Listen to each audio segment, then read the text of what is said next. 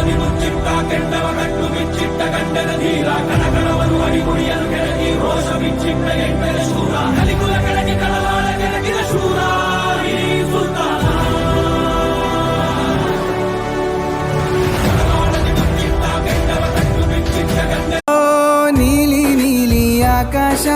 ನಿನ್ನ ಪ್ರತಿಬಿಂಬ ಕಂಡು ನಾಚಿ ಮರೆಯಾದ ಬಾನಲ್ಲಿ ಚಂದ್ರ ಕರಗಿ ನೀರಾಗಲು ನಿನ್ನಂದ ಓ ಕಾಮನ ಬಿಲ್ಲಾಯ್ತು ನಿನ ಬಿಂಬ ಓಪನ್ ಹೇರು ಬಿಟ್ಕೊಂಡು